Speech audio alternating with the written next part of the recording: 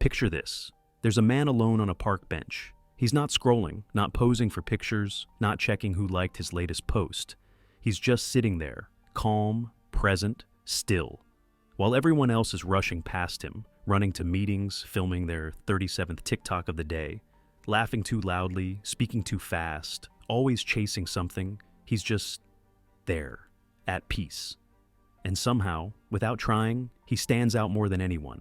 He's not chasing money, not chasing love, not chasing attention. But he radiates something rare, a presence, a quiet strength that whispers, "I don't need anything from you." And that makes him dangerous, not because he's threatening, but because he's free. In a world addicted to more, a man who is full on the inside disrupts everything. He becomes a mirror. And when people look at him, they see what they've been avoiding, their own emptiness. This world, this system, isn't designed to fulfill you. It's built to keep you wanting. If you're always reaching, you're always buying. If you're always insecure, you're always performing. That's the point. The machine runs on your need, your craving. The second you stop chasing, you stop consuming. And when people stop consuming, the machine starts to break down. So it whispers, "You're not enough," over and over again. "You're not successful enough. Buy the course." "You're not attractive enough. Buy the cream, the clothes, the lifestyle." "You're not connected enough. Check your notifications. Answer every message. Prove you're still wanted." But it's not just marketing. It's control. Carl Jung said, "People will do anything, no matter how absurd, to avoid facing their own soul." And he was right. Because once you turn inward, really turn inward, everything starts to unravel. You begin to realize how much of your identity is just programming, beliefs handed to you, expectations piled on you, desires planted in you. And society doesn't want you to discover that. Because when you finally confront your inner world, you start seeing how much of your outer world is fake. That's why this man on the bench is dangerous. He's not part of the game anymore. And this isn't new. Centuries before Jung, Machiavelli understood this too. Not from the soul side, but from the rulers. He advised kings and leaders to never let the people feel whole. Keep them needing, keep them distracted, make sure they always look up to the throne for validation and solutions. Because a man who doesn't fear lack, a man who doesn't crave approval, that's a man who can't be ruled. That's the rebel, not the one yelling in the streets, but the one who doesn't flinch when you try to control him. He's not seduced by rewards. He's not scared of threats. You can't bribe him, can't manipulate him, can't bait him with attention, love, or power, because he doesn't need it. He's already full. That's not just rare, that's revolutionary. So ask yourself, the next time you feel the urge to hustle harder, prove yourself louder, or keep up with the chaos, ask, is this desire even mine, or is it something I've been trained to crave? Because the moment you start questioning your cravings, that's the moment you start breaking free. So, what happens when a man starts unlearning the scripts he's been given, when he stops measuring his value by how much money he makes, how many followers he has, or how well he plays the social game? Carl Jung had a name for that process: individuation. It's not about becoming more, it's about becoming real. It's about peeling off everything that's fake, that was never you to begin with, and getting to the core of who you are. At the center of this journey, you face two powerful forces, the persona and the shadow. The persona is the mask you wear, the version of you that plays nice. The guy who says what people want to hear, who follows the rules even when they don't make sense, because it's safer to be liked than to be real. Jung said the persona is like a coat, something we wear to deal with the world. But if you start thinking the coat is your skin, you forget who you are underneath. And then comes the shadow, the parts of you you were told not to show. The anger, the hunger, the pain, the ambition, the realness. Most people avoid the shadow like it's poison. They suppress it, deny it, pretend it doesn't exist. But the man on the path to wholeness doesn't run. He doesn't fight it. He faces it. He integrates it. Because he knows the goal isn't to be perfect, it's to be whole.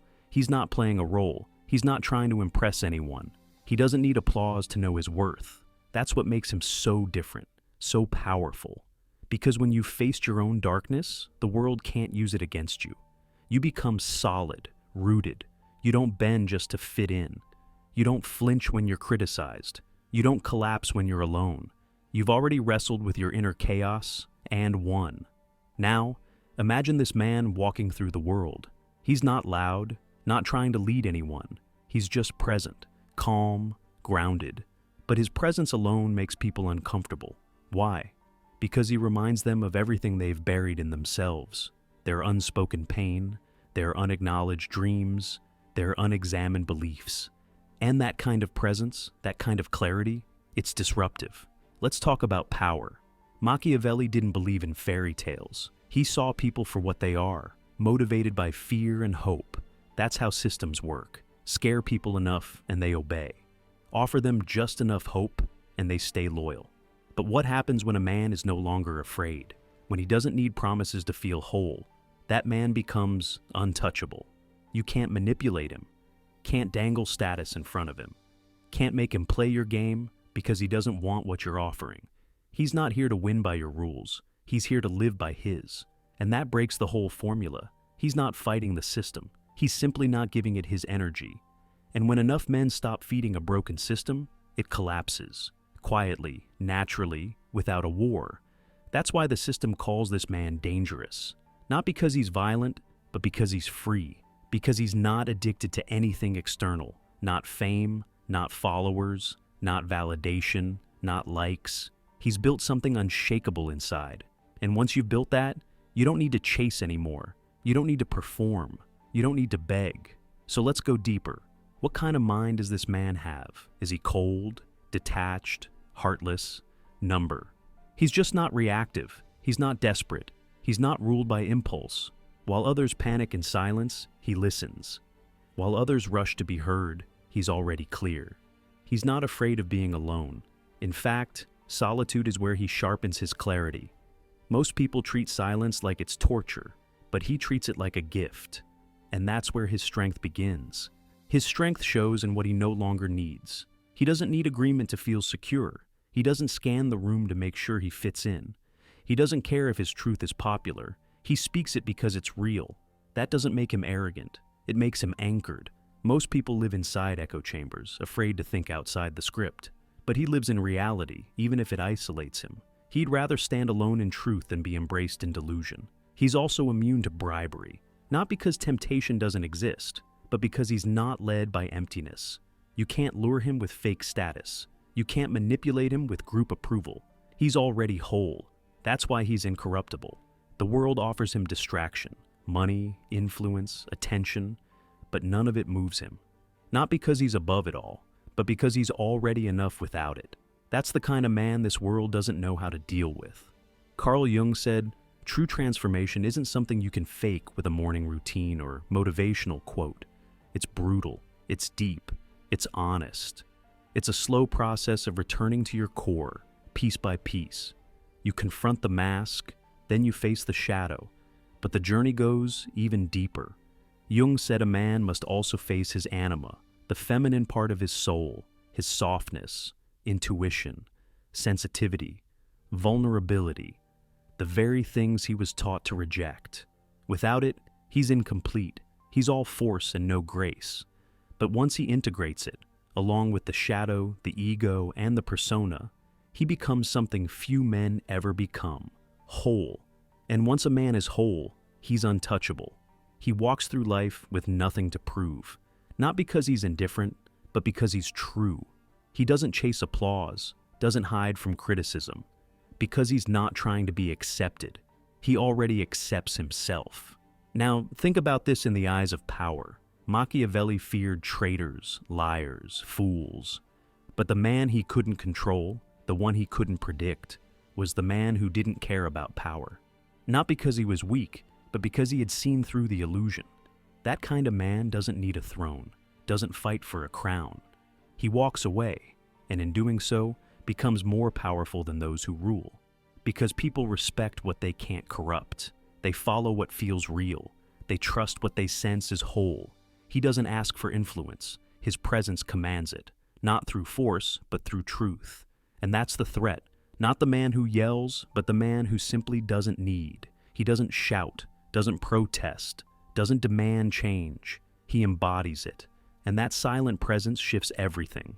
When you see a man who isn't chasing what everyone else is chasing, something in you wakes up.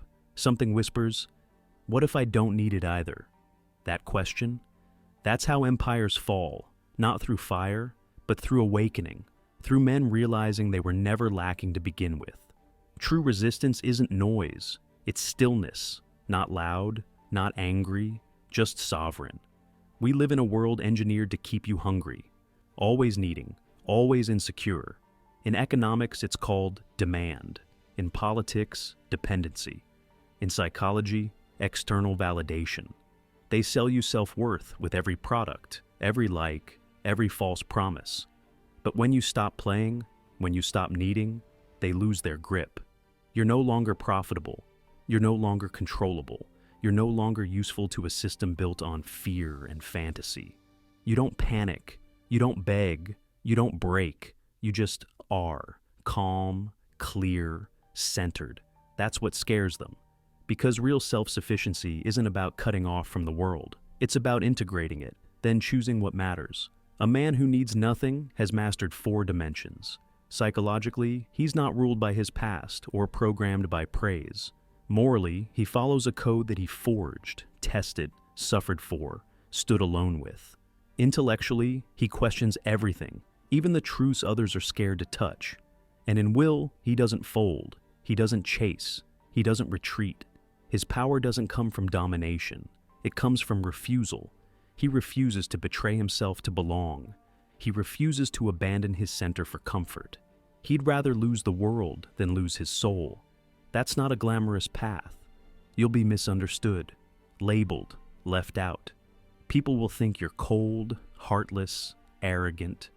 They'll say you've changed, and you have. You stopped performing, stopped begging, stopped twisting into what made them feel safe. And yes, you'll lose people, but you'll find yourself. You'll see how shallow most connections really were, built on mutual need, not mutual truth. And that realization can feel like loneliness, but it's actually liberation. You'll shed the version of you that lived for approval, the version that bent under pressure, and what you'll find beneath it is freedom. Not the kind they sell you, not freedom wrapped in products or politics. Real, inner freedom. Your thoughts are yours, your values are lived, your presence is solid. You don't run, don't chase, don't perform. You've returned to yourself. And once you need nothing, you see everything clearly. You don't love to get love. You love because it's true. You don't speak to impress. You speak to express. You don't follow to fit in. You walk your path because it's yours. That's not detachment. That's devotion to truth, to peace, to soul. So here's the challenge. Become the man who needs nothing. Not because it makes you better, but because it sets you free. Free from manipulation, free from approval seeking, free from betraying yourself just to be accepted. Stop begging for likes, stop performing for applause. Let go of the story that says you're not enough. Ask yourself, who profits from my self-doubt? The answer will change your life. Turn inward, not to escape the world, but to reclaim your place in it. Integrate your shadow, face your silence, remove the mask, not for applause, but for peace. Because when you no longer need, you are no longer controlled. And in a world built on control, the man who walks free becomes unstoppable. Stay silent, stay solid, stay dangerous.